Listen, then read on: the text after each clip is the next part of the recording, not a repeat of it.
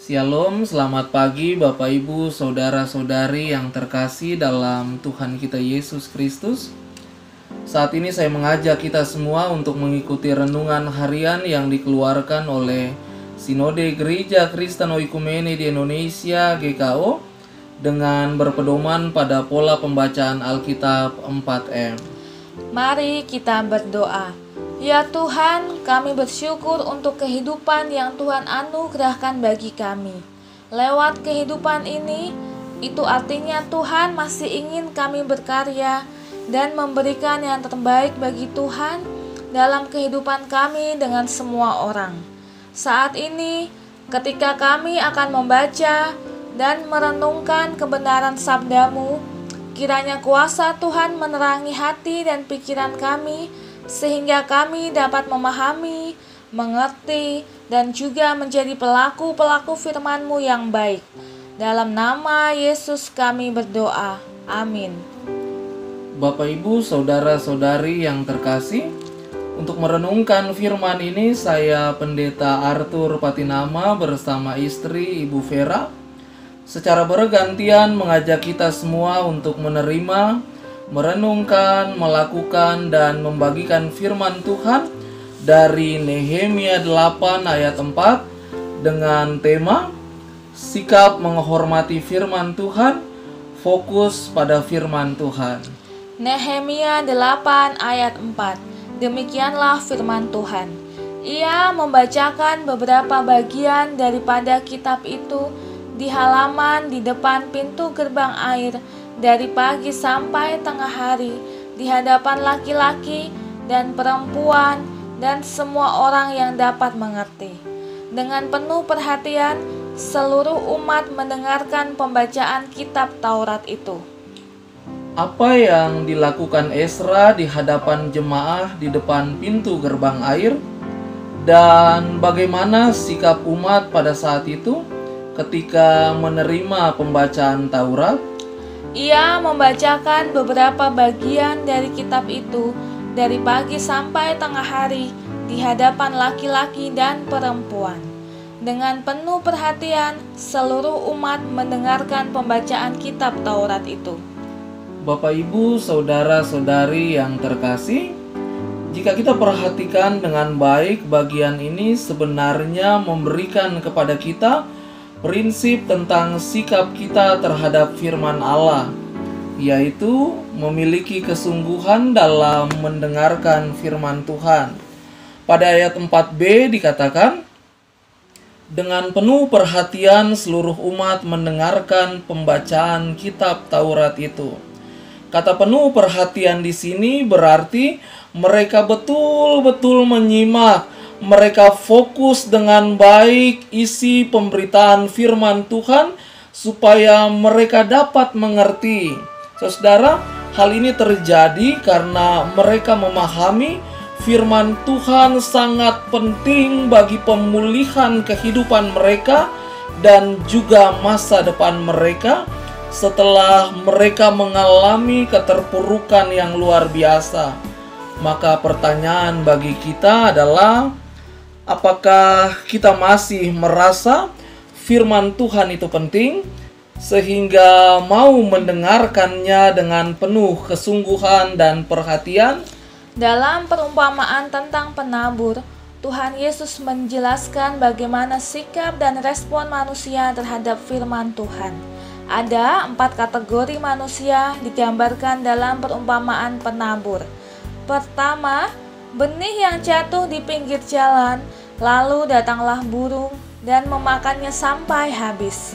Kedua, benih yang jatuh di tanah berbatu-batu, layulah ia dan menjadi kering karena tidak berakar. Ketiga, benih yang jatuh di tengah semak duri, lalu makin besarlah semak itu dan menghimpitnya sampai mati.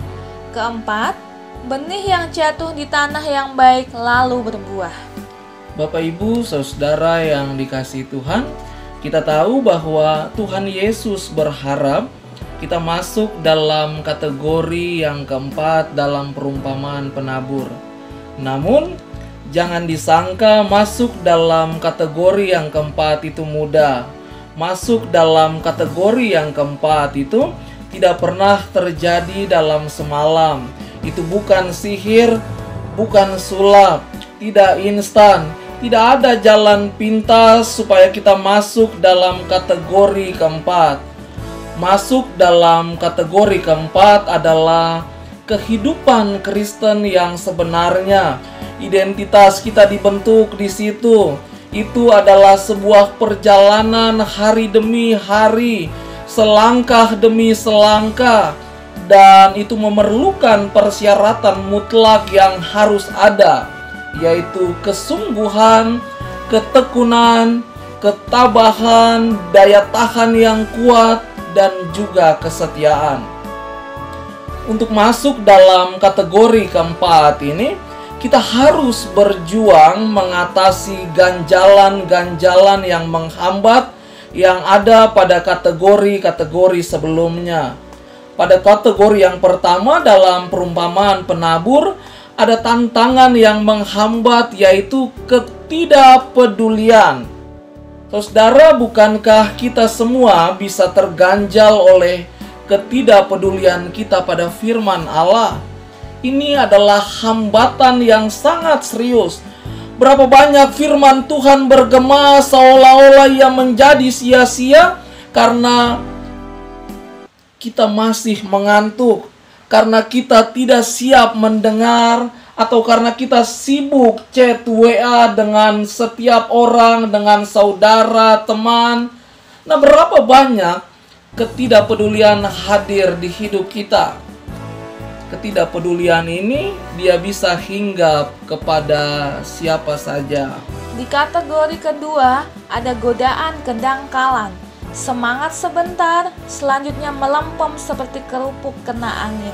Pertama-tama kita semangat dalam pelayanan, tetapi sesudah beberapa bulan malas.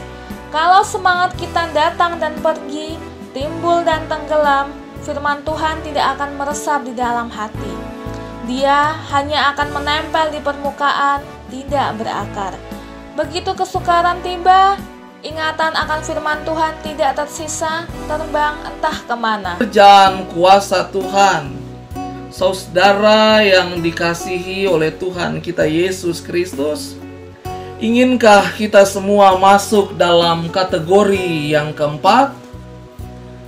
Kalau jawabannya ya, maka marilah kita punyai cara merespon firman Tuhan dengan benar, yaitu dengan menghormati firman Tuhan, fokus pada firman Tuhan, dan menyimpannya dalam hati yang baik, serta memohon pertolongan Tuhan untuk dapat kita memahami, mengerti, sehingga pada gilirannya kita dapat bertumbuh menjadi tanaman yang berbuah, yang mau berbagi dan memiliki kepedulian pada dunia dan sesama.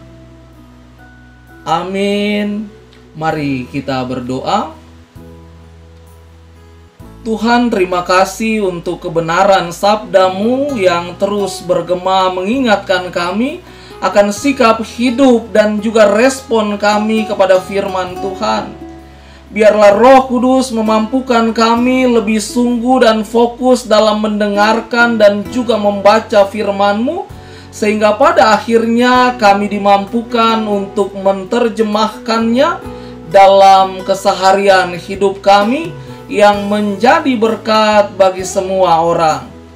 Dalam nama Tuhan Yesus, Sang Nafas Hidup, kami menyerahkan kehidupan kami di sepanjang hari ini. Amin. Selamat pagi, selamat menjalankan aktivitas. Tuhan Yesus menyertai kita semua.